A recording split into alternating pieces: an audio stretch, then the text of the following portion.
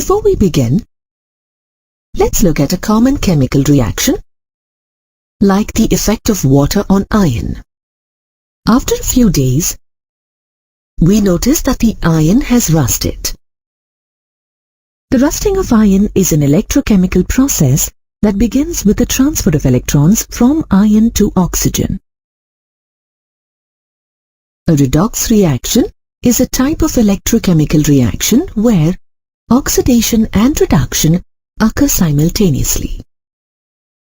Redox is the short form for reduction and oxidation. In the earlier days, scientists came up with the classical concept of redox reactions. According to it, oxidation is defined as addition of oxygen or an electronegative element to a substance, or removal of hydrogen or an electropositive element from a substance. Reduction is the opposite of oxidation. Hence, reduction was defined as removal of oxygen or an electronegative element from a substance, or addition of hydrogen or an electropositive element to a substance. Thus, according to the classical concept, redox reactions can be illustrated as shown here. Let's look at some examples of redox reactions.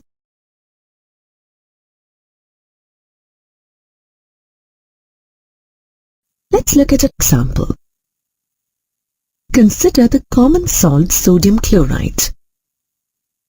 Did you know sodium chloride is formed as a result of a redox reaction between sodium and chlorine? Let's understand how. Sodium is oxidized due to the addition of an electronegative element, chlorine. Simultaneously, chlorine is reduced because of the addition of an electropositive element, sodium.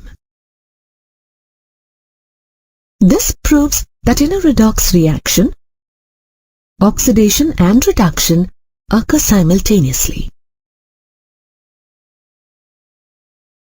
Did you know combustion is also a redox reaction? Here's a combustion reaction of a hydrocarbon, methane. We know that oxygen is required for combustion. Methane reacts with oxygen to give carbon dioxide and water. In this reaction, carbon is oxidized due to removal of hydrogen, and simultaneously, oxygen is reduced due to addition of hydrogen. In the final example, we will see a redox reaction between copper oxide and copper sulfide. Copper oxide reacts with copper sulfide to give copper and sulfur dioxide. In this reaction, oxygen, an electronegative element, is removed from copper oxide, and copper, an electropositive element, is removed from copper sulfide. According to the classical definition of oxidation, here are some examples of oxidation reactions. In the first equation, adding oxygen to magnesium gives us magnesium oxide. In the second equation, chlorine, an electronegative element, is added to magnesium. The result of this reaction is magnesium chloride. In the third equation, hydrogen is removed from methane, which is oxidized as carbon dioxide. The resultant product is carbon dioxide and water. In the fourth equation, potassium ferrocyanide reacts with hydrogen peroxide. Oxidation occurs due to the removal of electropositive element potassium from potassium ferrocyanide. According to the classical definition of reduction, here are some examples of reduction reactions. In the first equation, mercuric oxide on heating gets reduced and forms mercury and oxygen.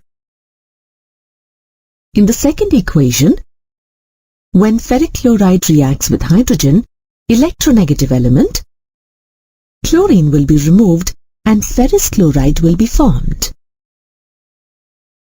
In the third equation, by adding hydrogen to ethene, we get ethane.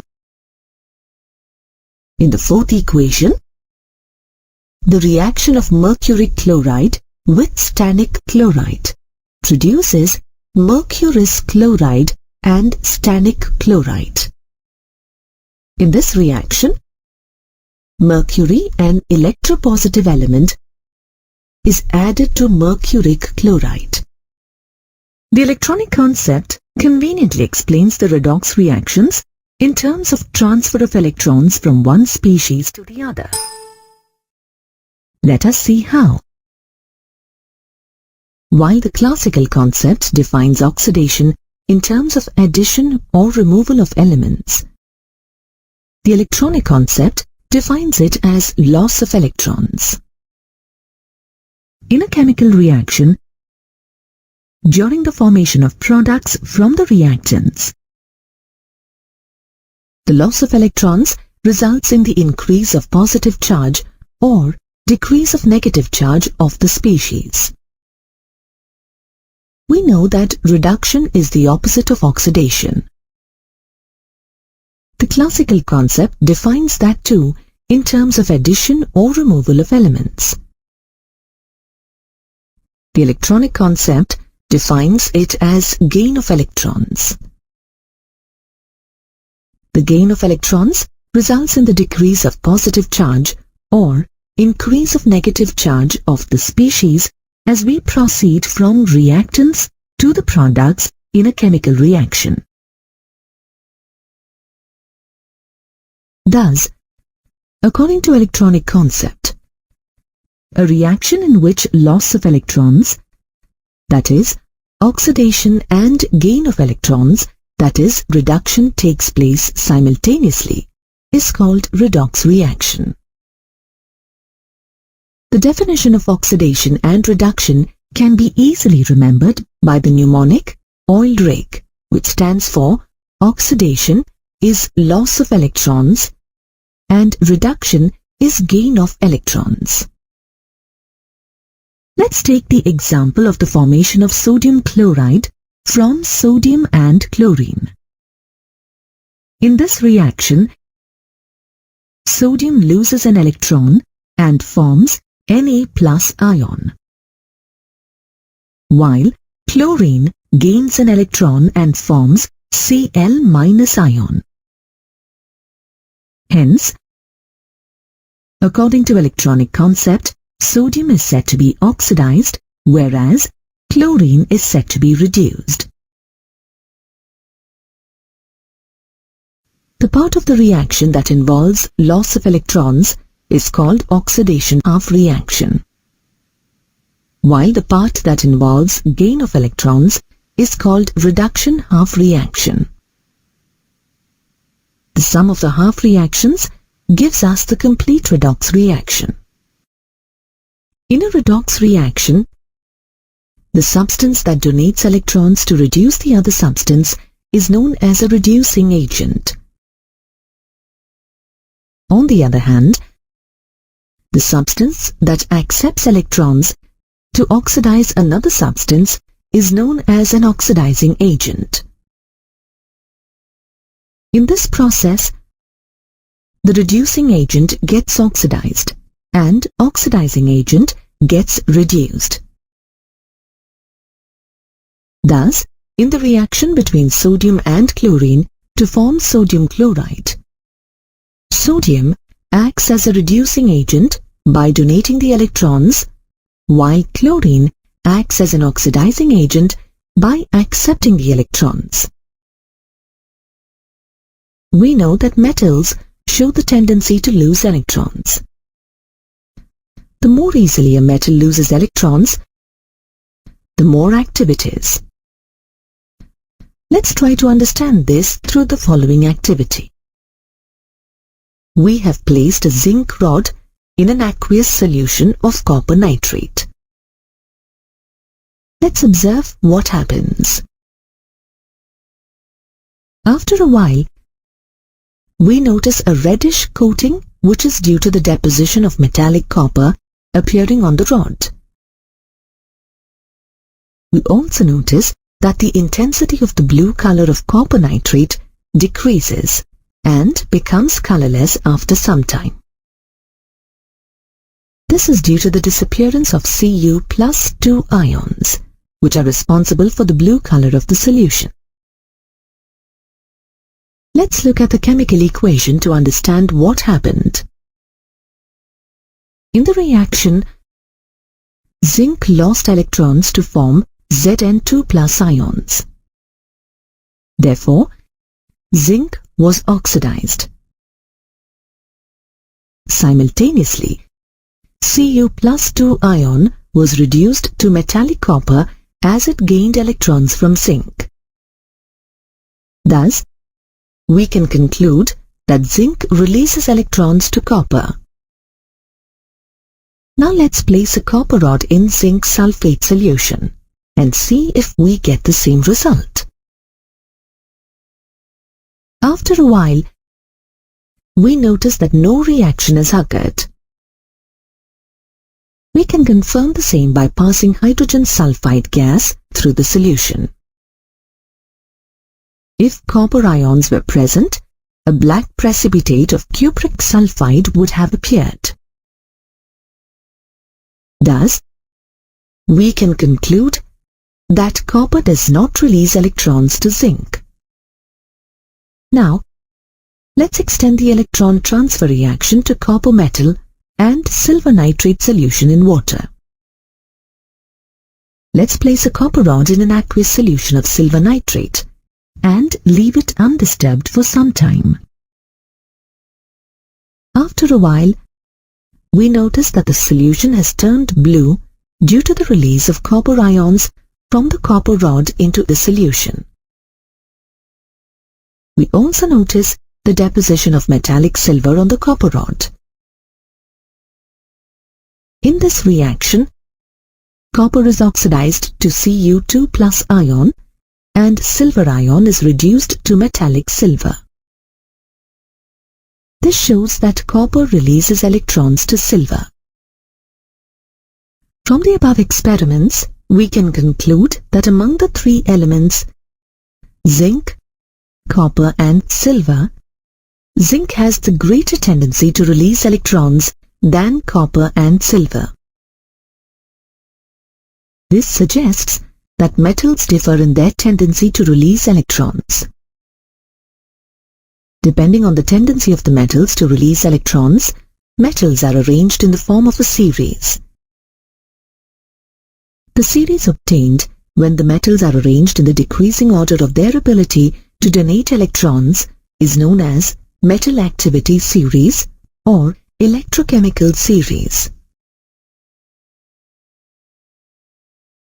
Thus, the knowledge of competition between the metals to release the electrons helps us to construct galvanic cells in which the chemical energy is converted into electrical energy. We learned that in redox reactions, transfer of electrons takes place. For example, if you look at the ionic reaction between sodium and chlorine, it is clear that sodium loses an electron and chlorine gains an electron to form sodium chloride. But how does one determine an electron transfer in the formation of a covalent compound like water? In the formation of water from its elements, we can assume that hydrogen and oxygen atoms are undergoing a change from neutral state to positive and negative state respectively. This we can predict is due to the transfer of an electron from hydrogen to oxygen.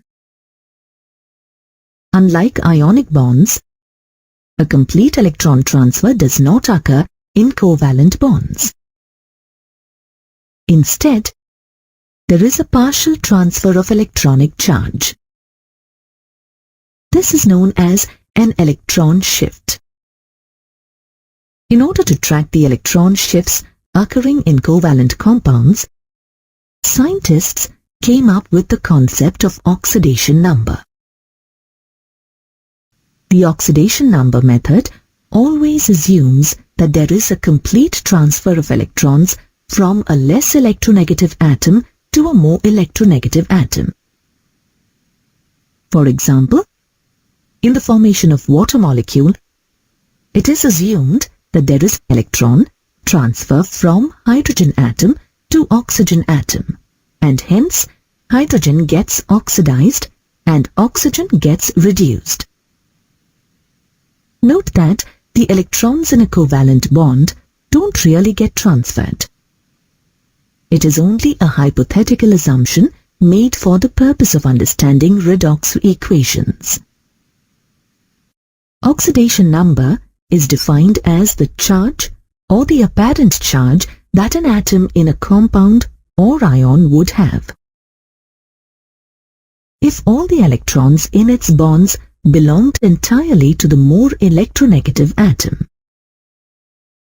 Oxidation number is also referred to as oxidation state. We will be using the term oxidation number throughout this module. To determine the oxidation number of an element in a compound or an ion, certain rules have been formulated. Let's look at these rules. The first rule is that the oxidation number of atoms of elements in their elementary states and allotropic forms is 0. For example, each atom in H2, O2, Cl2, O3, P4, S8, Na, Mg, Al has oxidation number 0. The second rule is that in neutral compounds, the sum of oxidation number of all atoms is 0. For example, in H2O, the sum of oxidation numbers of hydrogen and oxygen atoms is 0. The third rule is that in case of the ions that are composed only of one atom, the oxidation number is same as the charge on the ion. For example, the oxidation number of sodium ion is +1, magnesium ion is +2, ferric ion is +3, chloride ion is -1 and oxide ion is -2. However, in complex and polyatomic ions, the algebraic sum of the oxidation numbers of all atoms in the ion is equal to the charge on the ion. For example, in the carbonate ion, the algebraic sum of the oxidation numbers of the 3 oxygen atoms and 1 carbon atom is -2. The oxidation number of carbon is 4 and oxidation number of oxygen is -2. So 4 plus 3 multiplied by -2, which is 4 minus 6, is equal to -2. The fourth rule says that in their compounds, all alkali metals have oxidation number of +1 and all alkaline earth metals have oxidation number of +2. According to the fifth rule, the oxidation number of oxygen is -2 in most of its compounds, except in 2 cases. The first is the case of peroxides and superoxides. In peroxides like hydrogen peroxide and barium peroxide, each oxygen atom is assigned an oxidation number of -1. And in superoxides like potassium superoxide and rubidium superoxide, each oxygen atom is assigned an oxidation number of -12. Another exception is when oxygen combines with fluorine. For example, the oxidation number of oxygen in oxygen difluoride is +2, and in dioxygen difluoride it is +1. This is because fluorine is the most electronegative element and has an oxidation number of -1. The sixth rule says that hydrogen has +1 oxidation number when it combines with nonmetals. This is because all nonmetals are more electronegative than hydrogen. But hydrogen is more electronegative than metals. Hence, in metal hydrides, where hydrogen combines with metals such as lithium, potassium, and magnesium, its oxidation number is -1. According to the seventh rule, fluorine has an oxidation number of -1 in all its compounds. Other halogens such as chlorine, bromine, and iodine also have oxidation number of -1 when they occur as halide ions in their compounds.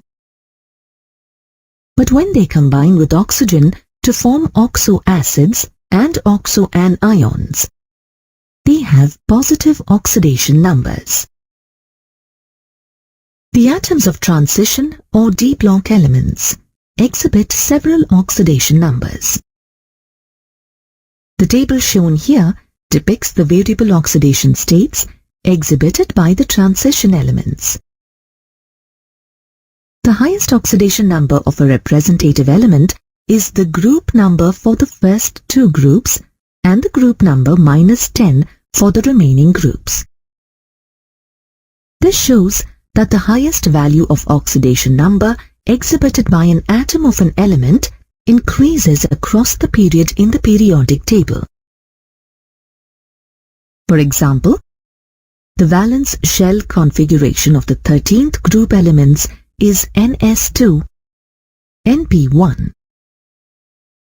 They have 3 electrons in their valence shell that they can lose to obtain their octet configuration. Hence, the group 13 elements exhibit highest oxidation state of +3 in their compounds. The same trend applies to all elements from the 13th to the 17th group. In other words, the highest positive oxidation number for p block elements is equal to the group number -10. Now, let's apply what we have learned and determine the oxidation number of sulfur in hydrogen sulfide. According to Rule 6, the oxidation number of hydrogen is +1 when combined with nonmetals. In this case, sulfur. Let us assume the oxidation number of sulfur to be X. We will write the oxidation numbers of the atoms above the chemical symbols. If we calculate the sum of the oxidation numbers of the atoms, we get the result as shown here. According to Rule 2, the sum of oxidation numbers of atoms in a neutral compound is 0. Therefore, we will add 0 to the equation. As per the equation, the oxidation number of sulfur in hydrogen sulfide is -2. We learnt that certain elements exhibit more than one oxidation number. For example, the oxidation number of copper in Cu2O is +1, while the oxidation number in CuO is +2. How is the oxidation number of such elements indicated in a compound? Alfred Stock, a German chemist, introduced a nomenclature system to indicate oxidation numbers for metals that exhibit more than one oxidation number.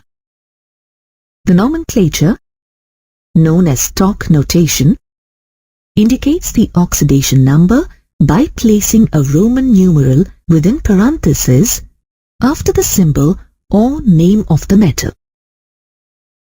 Thus, the oxidation numbers for copper in both compounds can be indicated as shown.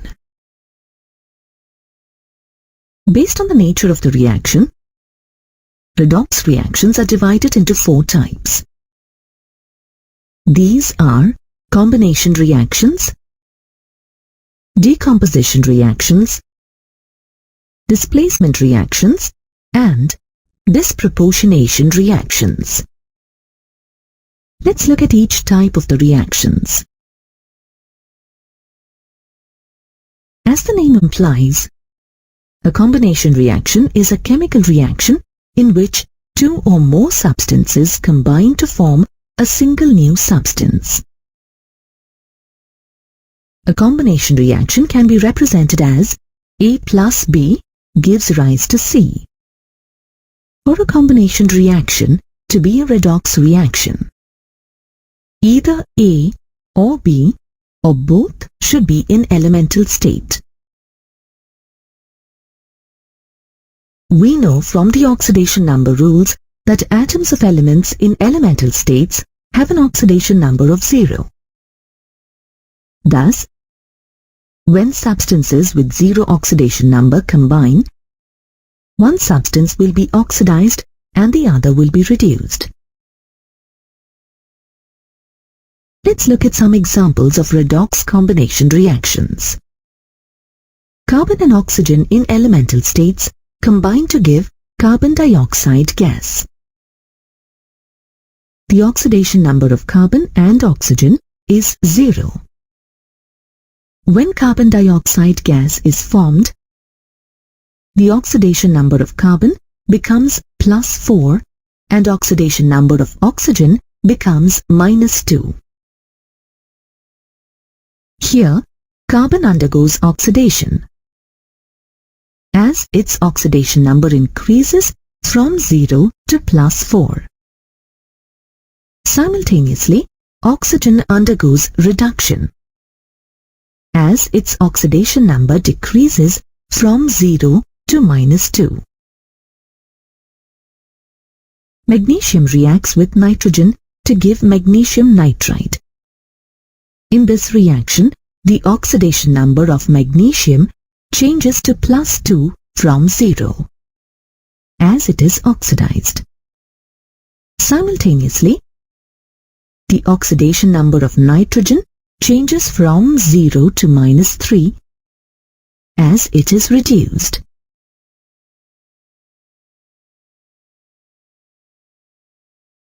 Now let's look at decomposition reactions. Decomposition means breakdown. Thus, a decomposition reaction is a chemical reaction in which a compound breaks down into 2 or more substances. It is the opposite of combination reaction and can be represented as shown here.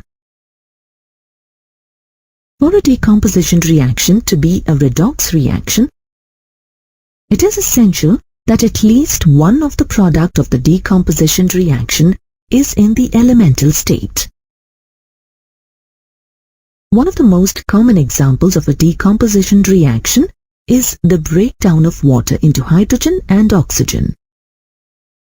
The oxidation number of hydrogen decreases from +1 to 0 as it gets reduced, while oxidation number of oxygen increases from -2 to 0 as it gets oxidized. Note that as the products, hydrogen and oxygen of this reaction are in the elemental state, it is a redox decomposition reaction. In this example, potassium chlorate decomposes to form potassium chloride and oxygen. One of the two products, oxygen, is present in elemental state. Hence, this reaction is a redox decomposition reaction. The oxidation number of chlorine decreases from +5 to -1 as it gets reduced, while oxidation number of oxygen increases from -2 to 0 as it gets oxidized. Note that there is no change in the oxidation state of potassium. Now, consider the decomposition of calcium carbonate.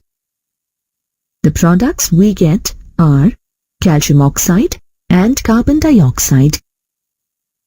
As none of the products are in the elemental state, and as there is no change in oxidation state of any element, this reaction is not a redox decomposition reaction. The third category of reactions is the displacement reactions. In a displacement reaction, the atom or ion in a compound is replaced by the atom or ion of some other element. The reaction can be expressed as X plus YZ converts to XZ plus Y. In this reaction, from the compound YZ, Y has been displaced by X. Displacement reactions are of two types: metal displacement reactions and non-metal displacement reactions. In a metal displacement reaction, the metal in a compound is displaced by some other metal in the elemental state. For example, in this reaction, copper sulfate reacts with zinc to form copper and zinc sulfate. This is a displacement reaction because copper has been displaced by zinc. The oxidation number of copper has decreased from +2 to 0. Hence, copper is reduced. Simultaneously, the oxidation number of zinc is increased from 0 to +2. Hence, zinc is oxidized. Thus, the reaction as a whole is a redox displacement reaction. In this reaction, titanium tetrachloride and magnesium react to form titanium and magnesium chloride. As you can see, magnesium has replaced titanium to form magnesium chloride. The oxidation number of titanium has changed from +4 to 0, and magnesium from 0 to +2 oxidation state. Thus, this reaction is also a redox displacement reaction. Similarly, in this reaction between chromium trioxide and aluminium, aluminium replaces chromium to form aluminium oxide. In each of the metal displacement reaction, a metal displaces another metal, and the reducing metals like zinc, magnesium and aluminium are better reducing agents than copper, titanium and chromium. That is, the metal being reduced. The second type of displacement reaction is the non-metal displacement reaction. In a non-metal displacement reaction, a metal or a non-metal displaces another non-metal in a compound.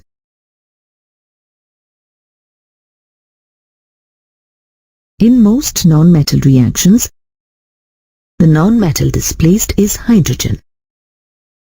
However, some reactions involve displacement of oxygen or halogens. Let's look at examples of metals displacing nonmetals.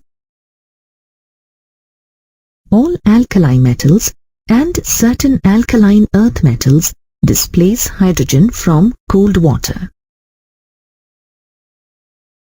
For example, sodium, an alkali metal, displaces hydrogen from cold water to give dihydrogen gas. Similarly, calcium, an alkaline earth metal, reacts with cold water to displace hydrogen. Less reactive metals like magnesium and iron react with steam to produce dihydrogen gas. For example, magnesium reacts with steam to produce magnesium hydroxide and hydrogen gas. Similarly, iron reacts with steam to form iron 3 oxide and hydrogen gas. Many metals, including those that do not react with cold water, can displace hydrogen from acids to liberate dihydrogen gas and the respective salt. For example, zinc reacts with hydrochloric acid and displaces hydrogen to form zinc chloride and dihydrogen gas.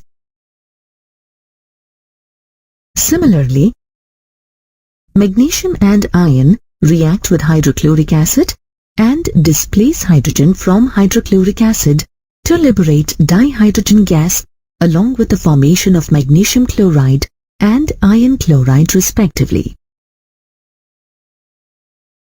Very less reactive metals like silver and gold do not react with hydrochloric acid and hence cannot displace hydrogen. We learnt about the activity series of metals and saw that zinc releases electrons to copper and copper releases electrons to silver. Similarly, halogens also have an activity series. The halogens in 17th group include fluorine, chlorine, bromine, and iodine. These halogens have a tendency to accept electrons as they need an electron to complete their octet. This tendency causes them to be reduced. Hence, they are good oxidizing agents. The oxidizing power of these halogens reduces as we move down group 17, with fluorine being the highest and iodine being the lowest. Fluorine is highly reactive and can displace chloride, bromide, and iodide ions in a solution. Due to its high reactivity, it can also displace oxygen from water. Therefore, displacement reactions of chloride, bromide, and iodide ions with fluorine are not carried out in aqueous solutions. Let's look at some more halogen displacement reactions. In these reactions, chlorine displaces bromide and iodide ions from the aqueous solutions of their salts. These reactions are used to identify bromide and iodide ions as the bromine and iodine produced have characteristic colors. This identification is called as layer test. Similarly, bromine can displace iodide ions in an aqueous solution. Halogen displacement reactions are used in industrial applications to produce chemicals, such as hydrofluoric acid, which is used to etch glass. Did you know that while there are a number of oxidizing agents that can oxidize chloride, bromide, and iodide ions, no oxidizing agent is available to oxidize fluoride ions. This is because fluorine is the strongest oxidizing agent.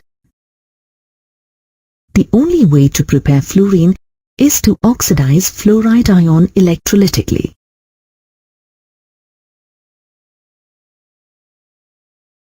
Finally, let's look at the last type of reaction: disproportionation reaction. A disproportionation reaction is a reaction in which the same element is oxidized as well as reduced. For such reactions to occur, one of the reacting elements should exist in at least 3 oxidation states. For example, the decomposition of hydrogen peroxide is a disproportionation reaction. Here, oxygen has a -1 oxidation number in hydrogen peroxide. It gains electrons and increases to 0 in O2 and decreases to -2 in water. Here is a disproportionation reaction that illustrates the preparation of household bleaching agents. In this reaction, hypochlorite ion, which shows bleaching action, is formed by dissolving chlorine in alkali. Chlorine, having an oxidation state of 0, is being reduced to -1 in chloride ion and also being oxidized to +1 in hypochlorite ion. Note that, like chlorine and bromine, iodine also undergoes disproportionation. However, fluorine with alkali does not show a tendency to undergo a disproportionation reaction. This is because fluorine is the most electronegative element and hence cannot exhibit any positive oxidation state. There are 2 methods to balance redox equations: the oxidation number method and the half reaction method, also known as the ion-electron method. The oxidation number method is based on the change in the oxidation number of the reducing and oxidizing agent. The half reaction method is based on splitting the redox reaction into 2 halves, the oxidation half and the reduction half. Let's discuss the various steps to balance the redox equation using the oxidation number method with the help of an example. In this reaction, permanganate ion reacts with bromide ion in basic medium to give manganese dioxide and bromate ion. In the first step, write down the correct formula of all the reactants and products in the reaction. The second step involves assigning the oxidation numbers to all the elements in the reaction and also identifying the atoms which undergo change in the oxidation number. We know that in polyatomic ions, the sum of the oxidation numbers of all atoms in the ion is equal to the charge on the ion. Thus, the oxidation number of manganese in permanganate ion may be calculated as follows. Let the oxidation number of manganese be X. We know that the oxidation number of oxygen is -2. Hence, X plus 4 multiplied by -2 equals -1. Therefore, X equals to +7. Thus, the oxidation number of manganese is +7. We also know that the oxidation number of a monoatomic ion is same as the charge on the ion. So, in the case of bromide ion, the oxidation number will be -1. Now let us focus on the products. First, we'll calculate the oxidation number of manganese in manganese dioxide. We put the oxidation number of manganese as X. X plus 2 multiplied by -2 is 0. So, X plus -4 is 0. Hence, X equals +4. Next, we'll calculate the oxidation number of bromine in bromate ion. Let us consider the oxidation number of bromine in bromate ion as X. X plus 3 multiplied by -2 is equal to -1. Thus, X is equal to +5.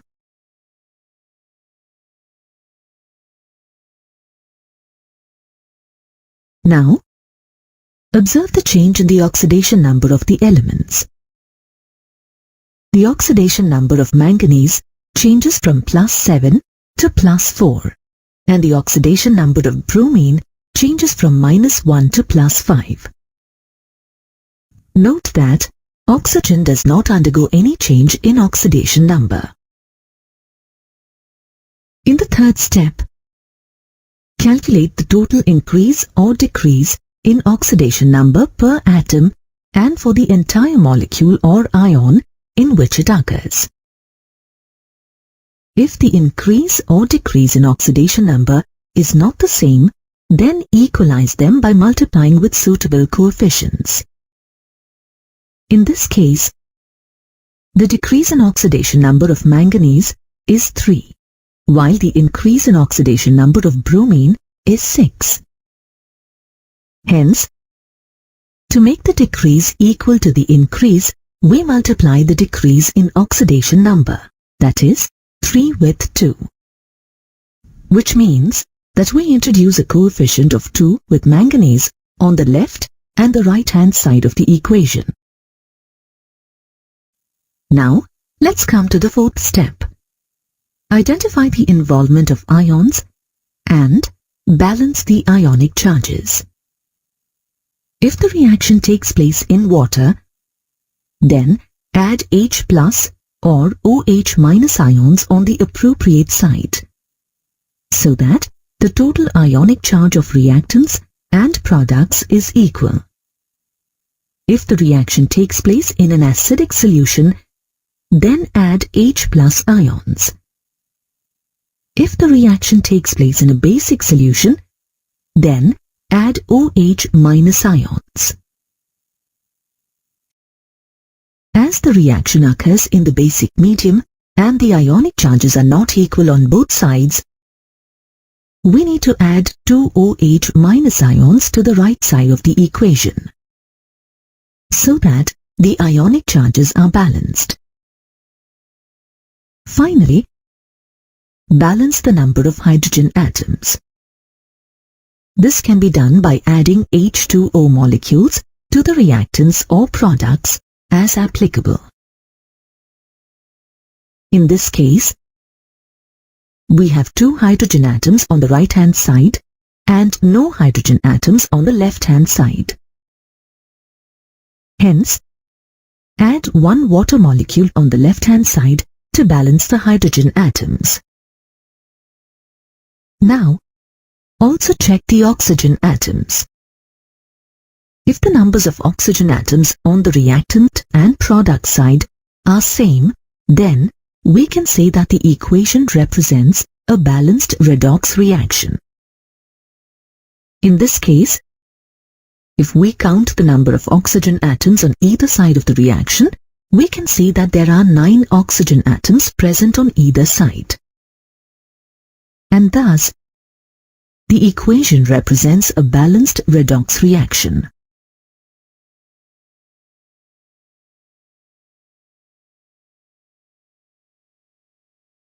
The half reaction method is based on the principle that electrons lost during the oxidation half reaction are equal to the electrons gained during the reduction half reaction. Let's look at an example. In this reaction, dichromate ions in aqueous acidic medium reacts with ferrous ions to give ferric and chromium 3 ions. Let's look at the steps involved. First, write the skeletal equation for the reaction in the ionic form. Then identify the species which have been oxidized and reduced, and split the reaction into 2 half reactions. This is step 2. In this case, the oxidation number of chromium decreases from +6 to +3. Thus, dichromate ion is reduced. Simultaneously, the oxidation number of iron increases from +2 to +3. Thus, iron is oxidized. Thus, the 2 half reactions can be written to show the oxidation half reaction and the reduction half reaction. In the third step, balance all atoms except oxygen and hydrogen. In this example, the oxidation half reaction is already balanced since the numbers of iron atoms are equal on either side of the equation. In the reduction half reaction, there are 2 chromium atoms on the left-hand side and only 1 on the right-hand side. So, we'll multiply Cr3 plus by 2 to get 2 chromium atoms on the right side too. Now in the fourth step, balance the H and O atoms. If the reaction takes place in an acidic medium, add H2O to balance O atoms and H plus to balance H atoms. If the reaction takes place in a basic medium, add H2O to balance oxygen atoms and OH minus ions to balance hydrogen atoms. In this case, in the oxidation half, there are neither oxygen nor hydrogen atoms. But in the reduction half, you can see that there are 7 oxygen atoms on the left-hand side, but no oxygen atom on the right-hand side. As the reaction occurs in acidic medium, to balance 7 oxygen atoms on left-hand side, we add 7 H2O molecules on the right-hand side. Now, after the addition of 7 water molecules, there are 14 hydrogen atoms on the right-hand side, but no hydrogen atom on the left-hand side. Hence, to balance the hydrogen atoms, we add 14 H plus ions on the left-hand side.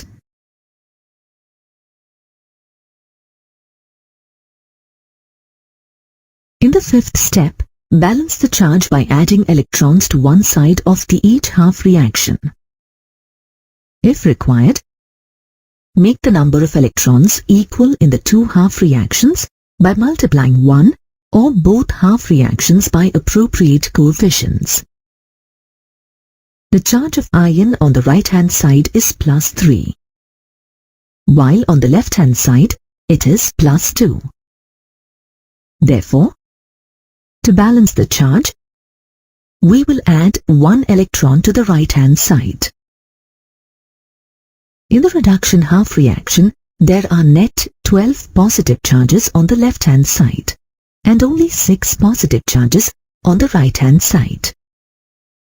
Hence, to balance the charge, we add 6 electrons on the left-hand side. To balance the electrons lost in the oxidation half and gained in the reduction half, we multiply the oxidation half by 6. In the sixth step, add the 2 half equations to obtain the overall reaction and cancel the electrons on each side. Thus, we obtain the net ionic equation as shown. Finally, verify the equation by ascertaining that the same type and same number of atoms and charges exist on both sides of the equation. Since the charges on both sides are equal, this is a balanced redox equation. Titrations that involve oxidation, reduction reactions are known as redox titrations. Redox titrations are used to determine the strength of a reductant or oxidant by using a redox-sensitive indicator. Redox titrations can be performed using oxidizing agents such as potassium permanganate, potassium dichromate, and iodine. Let's look at each of them. Potassium permanganate is a dark, purple-colored liquid and a versatile and strong oxidizing agent used in the estimation of many reducing agents such as iron +2 ions, oxalate ions, etc. Indicators are not used in these titrations as potassium permanganate acts as a self-indicator. During the titration between potassium permanganate and a reducing agent, the pink color of potassium permanganate is discharged till the reductant is completely oxidized. A further addition of a single drop of potassium permanganate gives a tinge of pink color to the solution. This indicates the end point of the titration. In the redox titration reactions, where the oxidizing agent doesn't act as self-indicator, indicators such as diphenylamine or N-phenylanthranilic acid are used. These indicators are oxidized immediately after the last bit of the reactant is consumed, producing dramatic color change. For example, in the estimation of iron using potassium dichromate, diphenylamine is used as an indicator to detect the end point. In this reaction, potassium dichromate oxidizes diphenylamine just after the equivalence point to produce violet blue color, thus indicating the end of the titration.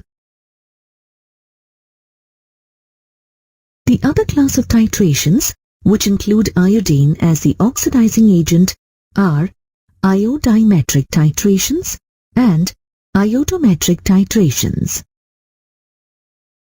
The titrations in which iodine is directly titrated against a reducing agent are called iodimetric titrations. For example, in the estimation of hypo or sodium thiosulfate, iodine directly reacts with sodium thiosulfate in the presence of starch as an indicator and produces an intense blue color. Iodometric titrations, on the other hand, involve the addition of an oxidizing agent to excess iodide ions to produce iodine, which is then titrated with standard thiosulfate solution. For example, in the estimation of Cu+2 ions, iodine is liberated by oxidizing iodide ions from potassium iodide. An intense blue color develops when starch solution is added to the liberated iodine. This solution is titrated against sodium thiosulfate solution. The color disappears as soon as the iodine is consumed by the thiosulfate ions. Thus, the end point is detected easily by noting the color change. It must be remembered that iodine, being nonpolar, is very slightly soluble in water. However, it dissolves in water in the presence of potassium iodide due to the formation of I3- ions. Let's revisit the redox reaction that we've seen. Here, we place a zinc rod in copper nitrate solution. After a while, the color of the solution becomes pale blue, and finally, it becomes colorless. The zinc rod, on the other hand, gets coated with reddish metallic copper. In this reaction, zinc is oxidized to zinc ions and copper 2 plus ions are reduced to form copper. This reaction took place in an open vessel, and the chemical energy from the reaction was released as heat. Think about it. Is it possible to convert the chemical energy into electrical energy? Yes, it is. Let's see how. We place the zinc rod in 1 molar zinc sulfate solution. Then, we place the copper rod in 1 molar copper sulfate solution. In each beaker, the reaction takes place at the interface between the metal and its salt solution, and both the oxidized and reduced forms of the same species are present. This is also known as a redox couple. A redox couple is defined as a combination of the oxidized and reduced forms of the same substance taking part in a redox reaction. Now, we connect the two solutions by using a salt bridge. A salt bridge is a U-tube filled with potassium chloride or ammonium nitrate, usually solidified by boiling with agar and later cooling to a jelly-like substance. It is an inert electrolyte and is a substance whose ions neither take part in a redox reaction nor do react with the solutions in the two beakers. Next, we connect the two ends of a voltmeter to zinc and copper electrodes by means of wires. When the switch is in the off position, no reaction takes place and current does not flow. As soon as the switch is in the on position, current flows and the reading in the voltmeter changes, indicating that current is passing through it. The current is caused due to the chemical reaction taking place between the two beakers. Since zinc is a more active metal than copper, it loses electrons and gets oxidized. The equation for this reaction can be expressed as zinc atom loses 2 electrons to form zinc ions. The electrons move through the voltmeter wire and reach the copper rod. When the electrons lost by zinc reach the copper rod, they combine with the copper 2 plus ions to form neutral copper atoms, which get deposited on the copper rod. The equation for this reaction can be expressed as copper 2 plus ions gain 2 electrons and form copper metal. As the reaction continues, the excess zinc ions accumulate around the zinc rod in the zinc solution. Due to this, any further oxidation of zinc stops as the repulsion among Zn2 plus ions increases. Similarly, copper 2 plus ions reduce to copper atoms and deposit on the copper rod. This loss of copper ions from the copper sulfate solution creates an excess of negative sulfate ions in the solution. This prevents the further reduction of copper ions. As a result, the overall reaction stops and also the current in the setup stops. To avoid such a situation, the salt bridge plays an active role. The positive potassium ions move from the salt bridge into the copper solution, thereby neutralizing the negative charge. On the other hand, the negative chloride ions move from the salt bridge into the zinc solution and neutralize the positive charge. Thus, reaction goes on continuously till the solutions get exhausted. The reaction stops when either the zinc rod or the copper ions are depleted.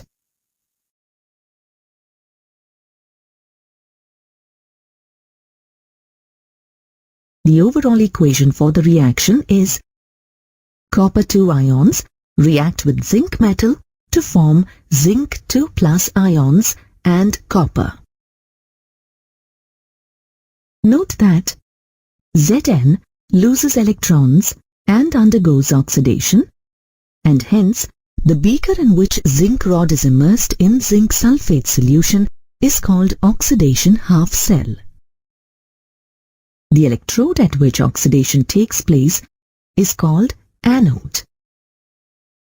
On the other hand, the beaker in which copper rod is dipped in copper sulfate solution, reduction of copper ions is taking place and is referred to as reduction half cell. The electrode at which reduction takes place is called cathode.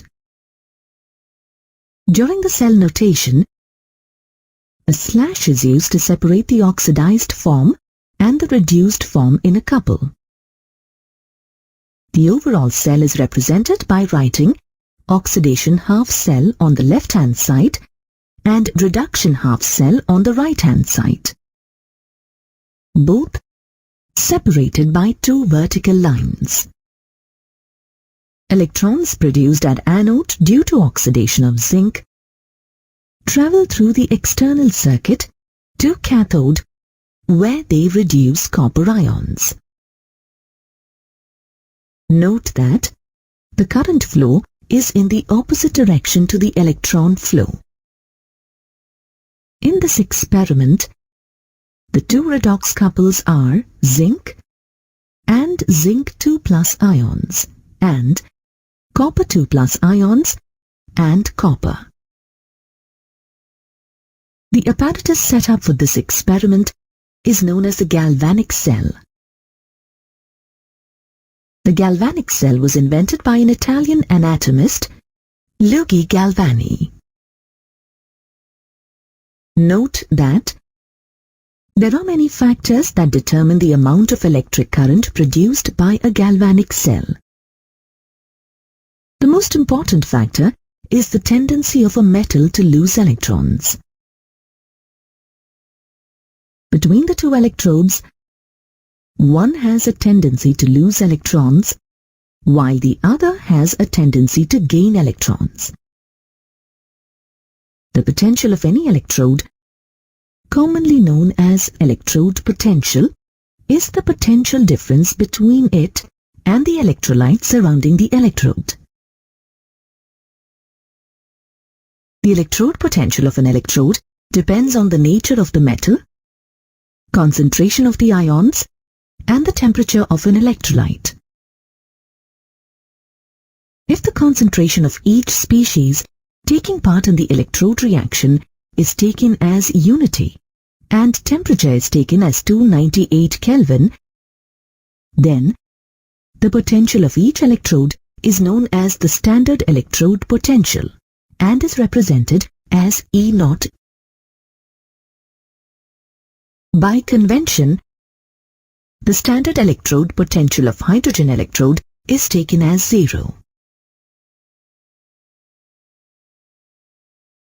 Chemists have created a table that lists the tendency of various substances to lose electrons in a galvanic cell.